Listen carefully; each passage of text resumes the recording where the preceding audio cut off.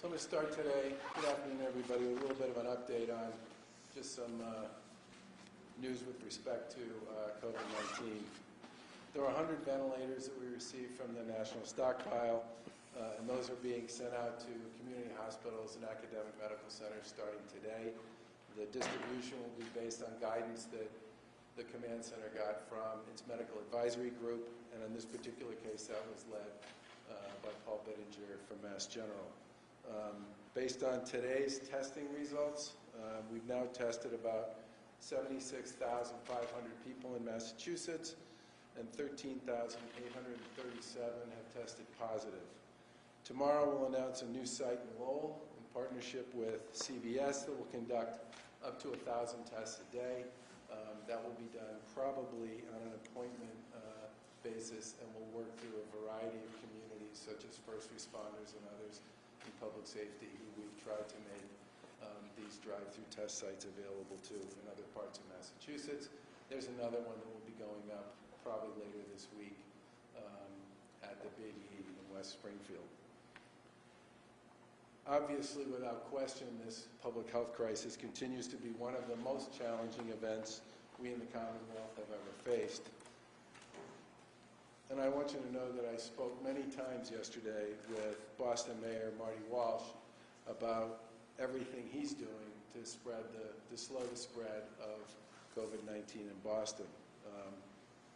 I believe he's doing a terrific job. We spend a lot of time talking to each other. Many people who work on his staff spend a lot of time talking to people working on my staff, and we fully support the initiatives and the policies that he is pursuing for the city of Boston. I think in many respects the overarching message that comes from many of the announcements that he made yesterday is a really simple one. If you don't have to leave home, don't. If you need to go to the store, if you need to shop at the supermarket, one person should be able to make that trip. If you need to go for a walk, by all means, go for a walk. But we're not supposed to be gathering in groups. That's been made very clear now for several weeks here in the Commonwealth of Massachusetts. We are not supposed to be playing active outdoor sports with each other. And many of the initiatives that have been pursued by many of my colleagues in local government have been in direct response to the small portion of people in their community who aren't following the guidelines that everybody else seems to have been able to adopt. And this is especially true now more than ever as we head into what we all believe is going to be a particularly difficult period for many of our healthcare providers and many of our constituents. And I can't express how important it is that people take this stuff seriously and take it to heart. I talked several weeks ago about the purpose that's associated with all this.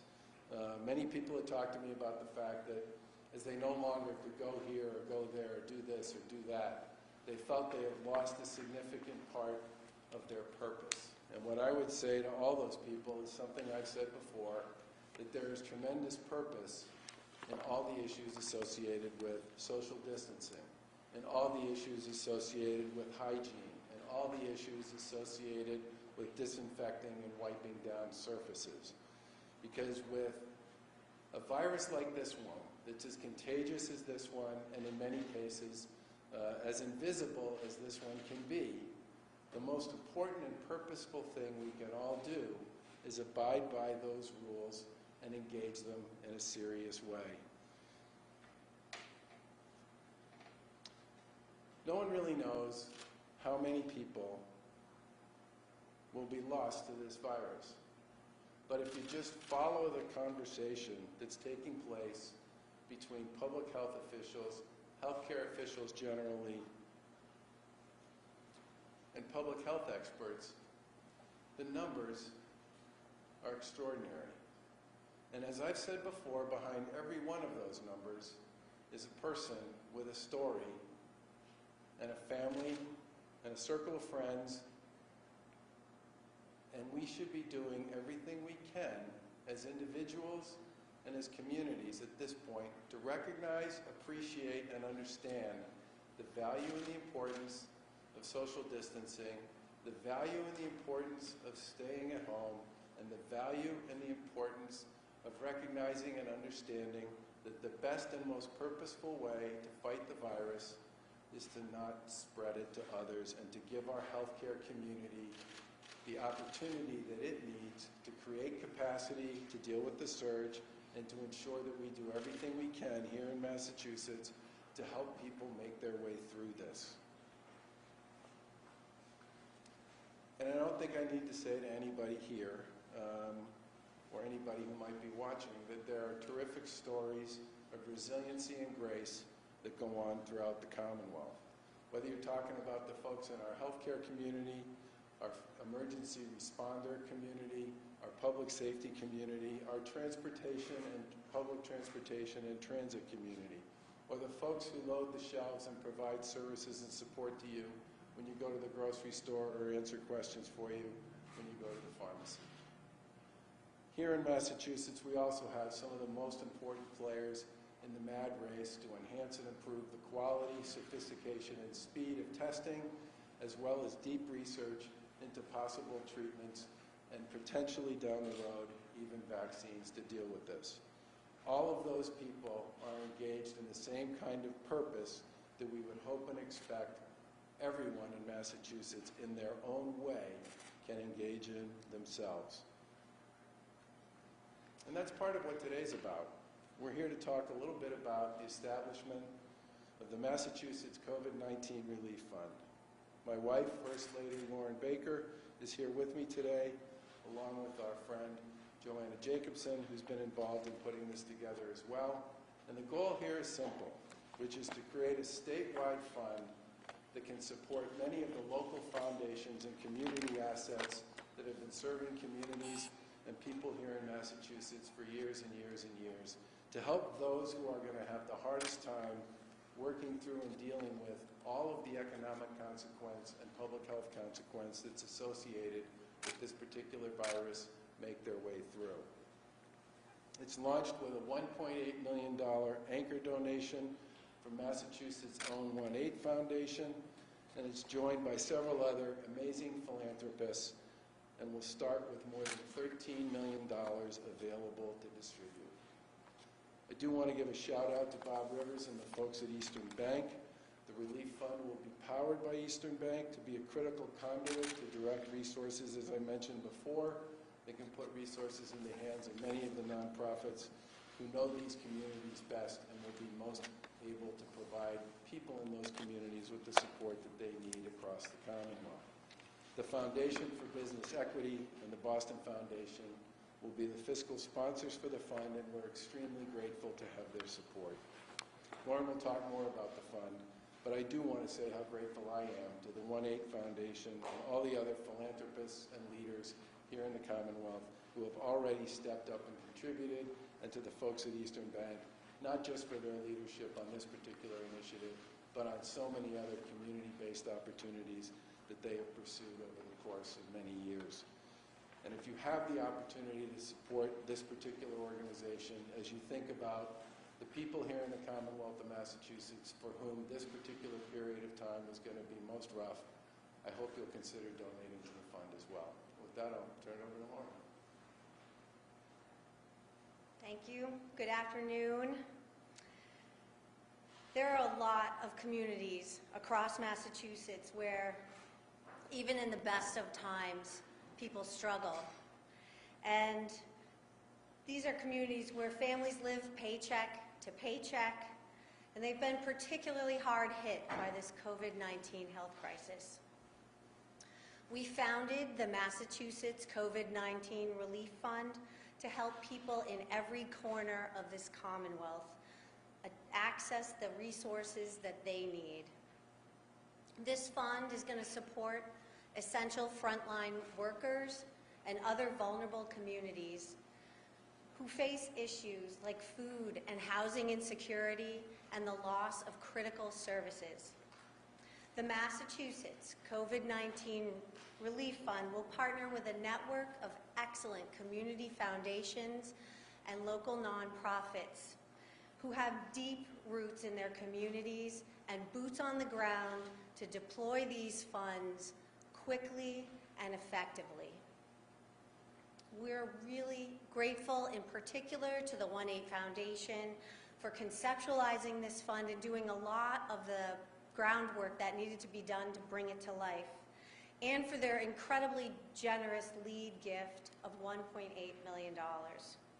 And to Eastern Bank for really helping to bring this fund to life. They've generously offered to administer the fund at no cost, which, if you're familiar with Eastern Bank, it's perfectly in keeping with their long tradition of giving back to our communities.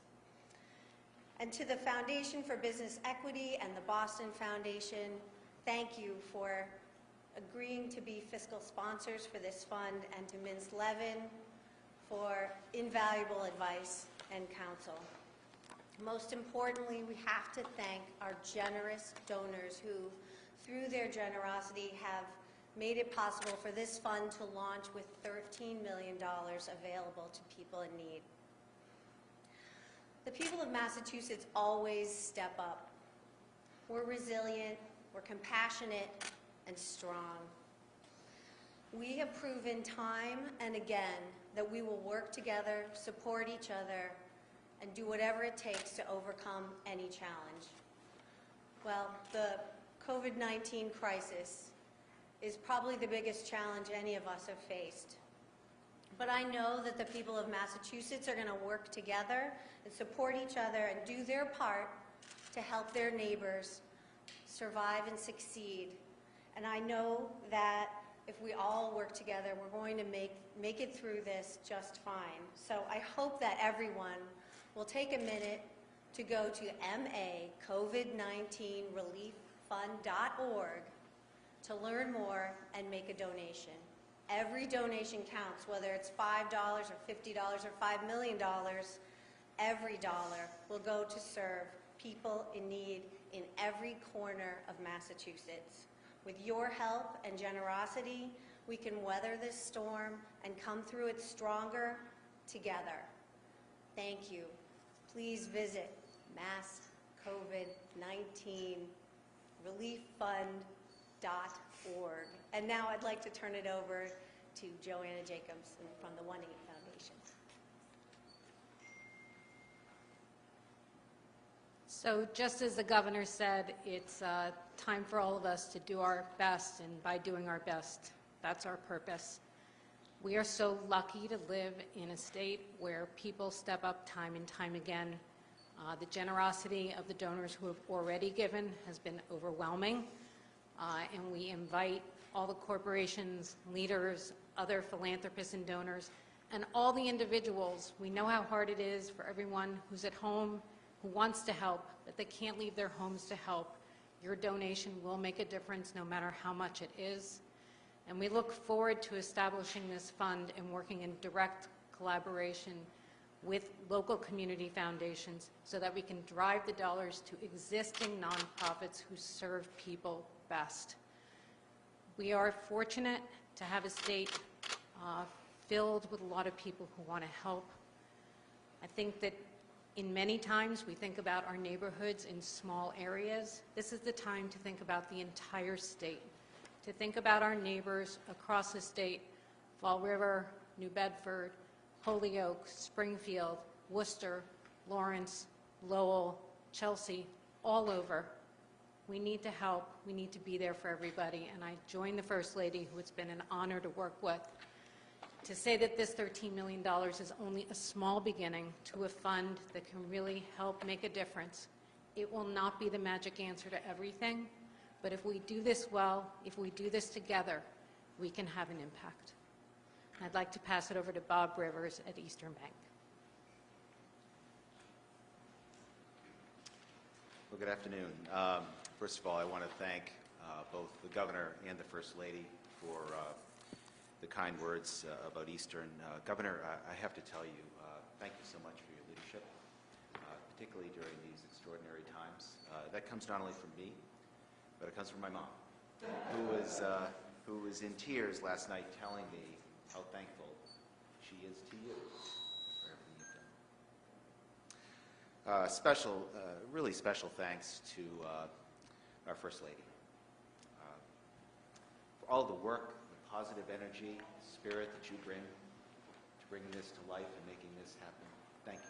Thank you so much for your leadership. Thanks also to the 1-8 Foundation for your lead donation, and to Johanna for your vision and your efforts in bringing so many of us together in our philanthropic community to get us started with such an incredible initial collective commitment.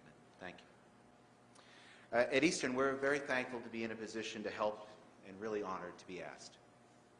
In addition to making a financial contribution from the Eastern Bank Charitable Foundation, we are helping in ways that we best can by providing our technical, banking, and administrative services to enable people to make donations in a safe, easy, and reliable way. I'm grateful to our partners at the Foundation for Business Equity and at Pinkaloo, led by the President and CEO of the Eastern Bank Charitable Foundation, Nancy Steger.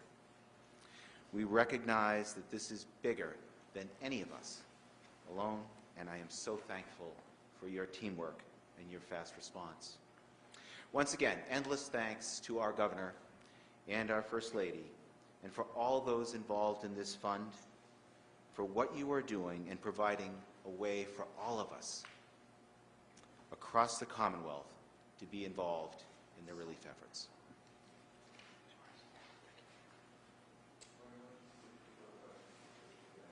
Does anybody have questions on the Massachusetts COVID-19 Relief Fund?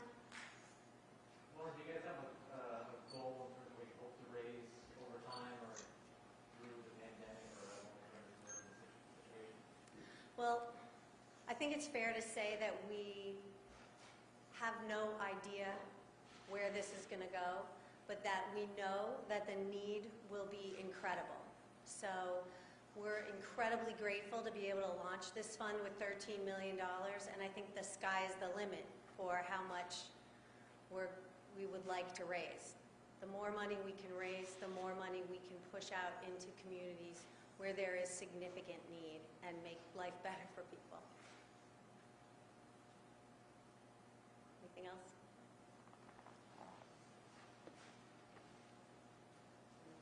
Questions for the governor? Yeah, one other thing I would say about this, and this is a sort of a tip of the hat to Joanna and to Lauren, rather than creating a single entity that would collect and distribute from a central location, they basically did some work on what the existing playing field looked like across the Commonwealth. And there are some really terrific community-based funds and foundations that know their geography and the people in their geography extraordinarily well.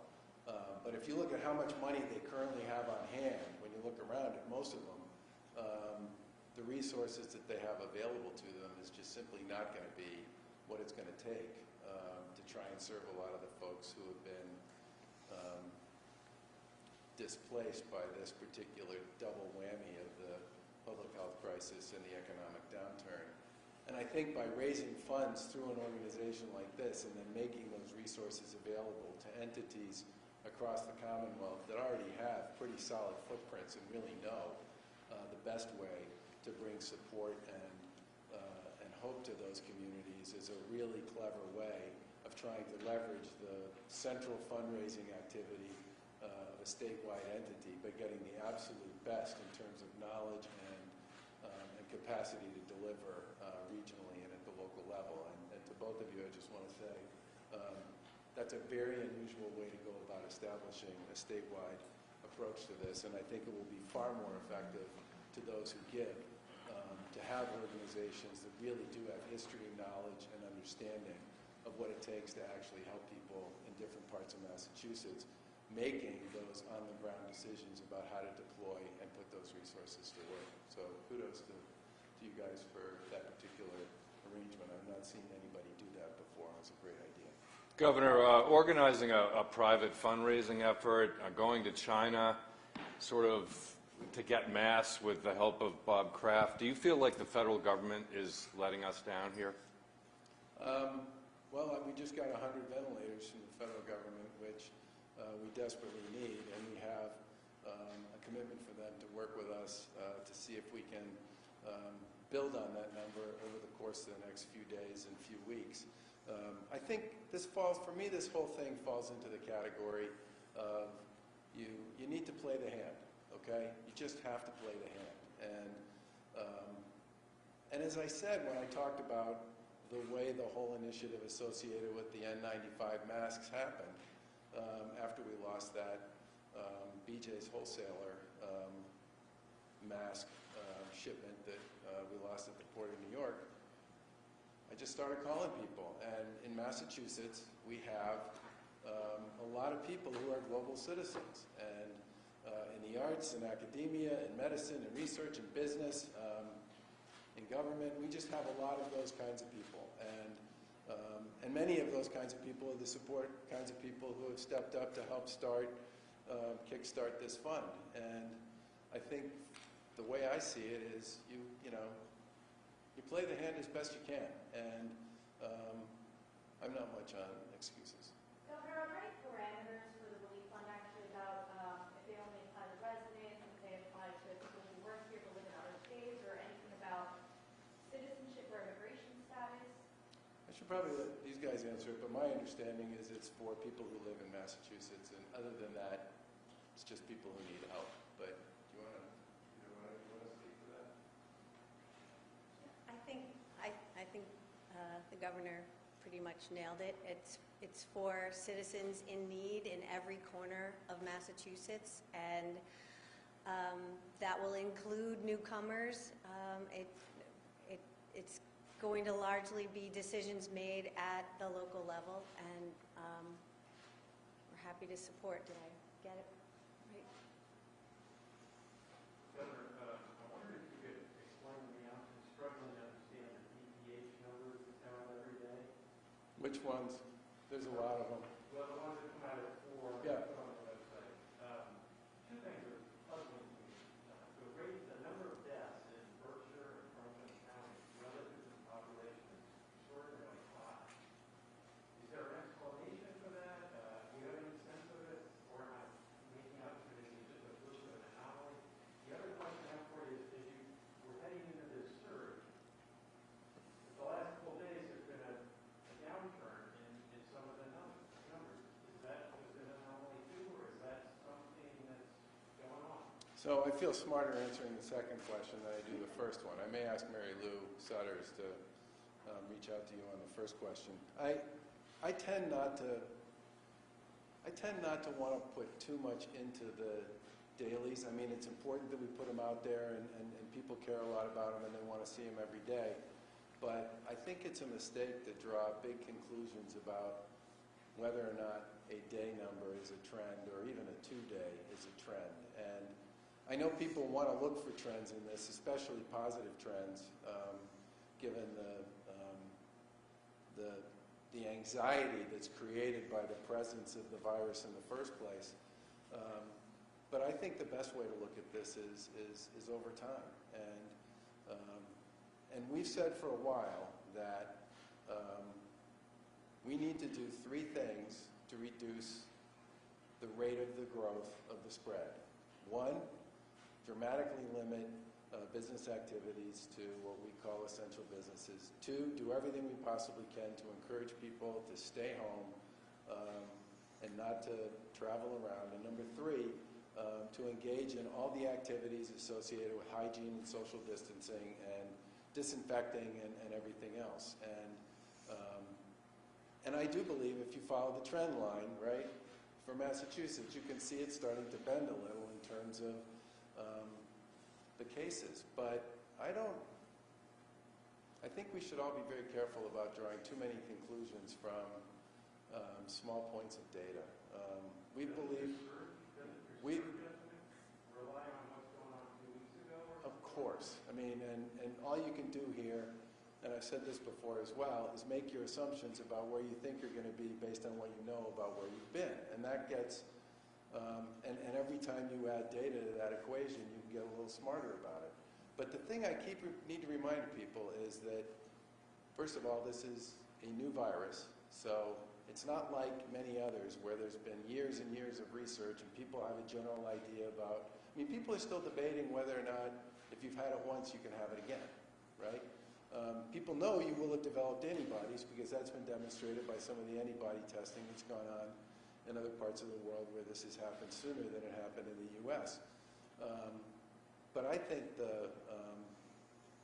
think what we know is what we've learned from both the experience of other places and from the guidance we've gotten from the experts in the public health world, which is distancing and hygiene are really important when you're dealing with something that involves droplets, which is the primary way through this gets spread, and especially something that involves droplets that, you know, hang around on surfaces.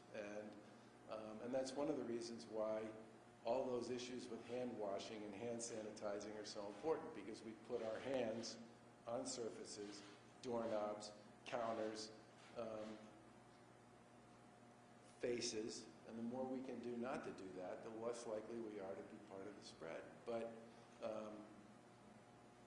I think what we've been doing in Massachusetts is basically working with our colleagues in local government and elsewhere to encourage people to distance. And, you know, if you follow the Google data, which admittedly is a rough estimate, but a tool that a lot of people pay attention to, we've seen a 60% drop since, you know, March 7th or so, when we put the emergency order in place to begin with, in both park activity and in retail and recreation.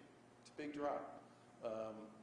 I think many of the measures that you can use to sort of draw big conclusions about this are still in the developmental stage, and I think people should be careful about drawing too many conclusions out of small pieces of information. And what I do know is we need, as I said in my remarks, we need to continue to take all the issues associated with distancing and slowing the spread seriously. And I believe the people in Massachusetts are doing that, based on, with small exceptions, based on what we see. Part of the reason why we banned parking at the beaches is because there was a clear evidence that a small group of people weren't taking seriously the issues associated with distancing, so we closed the beaches. And I know some other communities closed the parking at the beaches, and other communities followed up on that as well.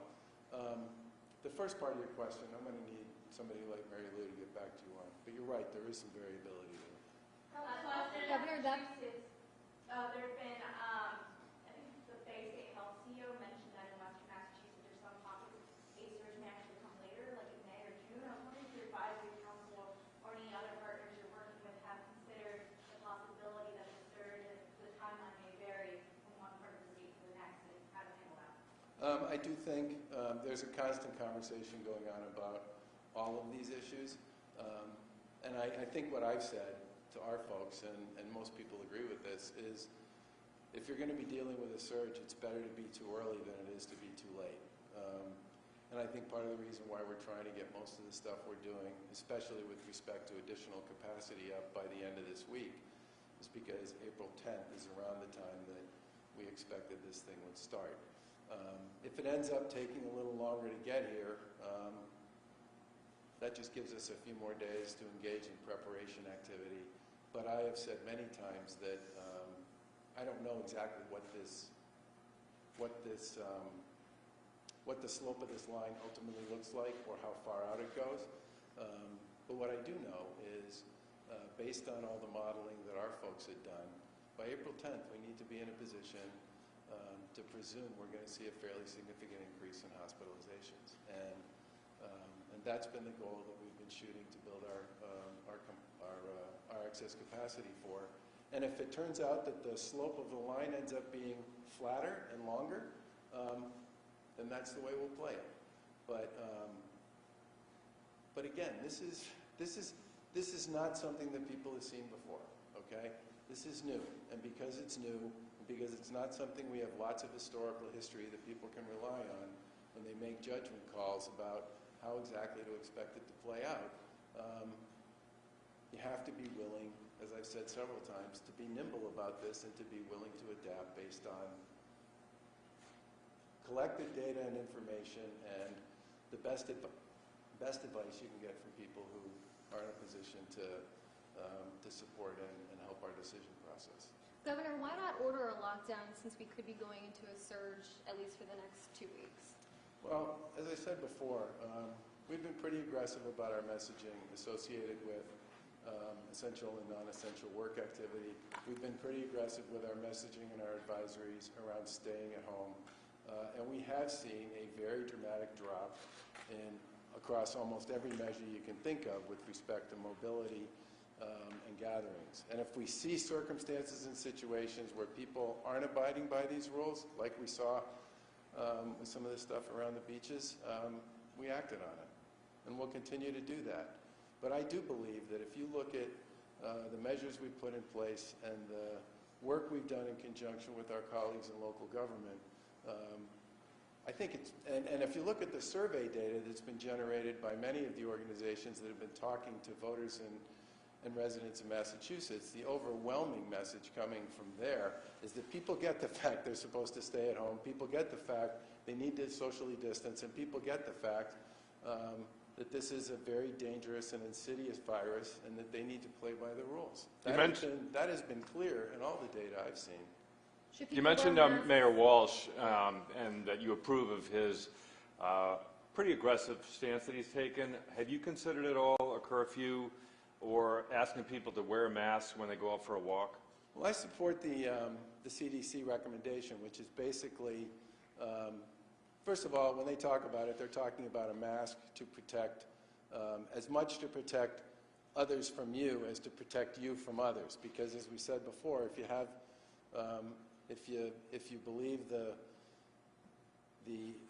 guidance that's been given here, some pretty significant percent of the people who get infected with this virus may never develop symptoms, maybe as much as 20–25%. So that mask, if you can't create social distance, if you're not going to be in a situation where you're able to create distance, the CDC recommendation is that you wear a mask, and I think that makes sense, both for you and for the other people that you're not going to be able to distance yourself from. The one thing I would say is that the CDC has a whole series of recommendations associated with dealing with this, of which the mask is one.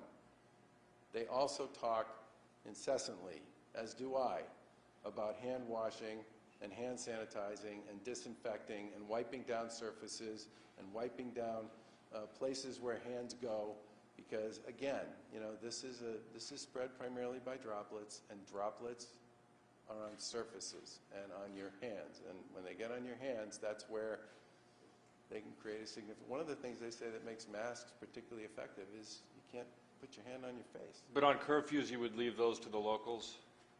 Well, it's a recommendation, but it's a message. Right? There's a message in the recommendation. The message in the recommendation is that if you don't need to be out at night, don't, which I think is a perfectly appropriate message. And I would echo that same message. Thanks, guys. Governor, a second union walked off the construction site, or then he walked off the construction site today, considering that they don't have access to PPE. Are you considering expanding your construction ban at all? We spent a bunch of time talking to many of the folks in the construction industry and built what we consider to be a very robust set of safety protocols for anybody who's working on construction. And we also narrowed in a pretty big way the number of construction activities after we got some additional guidance from the federal government that would be considered to be essential. And at this point, I think the guidance and the safety protocols we have in place are appropriate. Governor, on the ventilators you have received, are all of them? Say again? On the ventilators you've received to date, are all of them working? I know there's been concerns in other states that Yeah, the ones we have are working. They are. The big issue is we're going to need to get more of them. Are you going to be revising your budget given the anticipated consensus tax revenue shortfall? Or are you going to leave it up to the legislature? No, we're in a pretty active and ongoing conversation with the legislature about the budget, both for this year and next year. And honestly, part of the reason why it's an active conversation as opposed to a declaratory one is this is very hard to figure out. And the House has talked a couple times about the fact that they may not have a budget out by the time, their budget usually comes out right around the end of April, right? And the speaker has said on a couple of occasions that, you know, they may or may not make that date. I'm very sympathetic to that, given the difficulty associated with projecting both the year end and next year. I mean, March 7th was,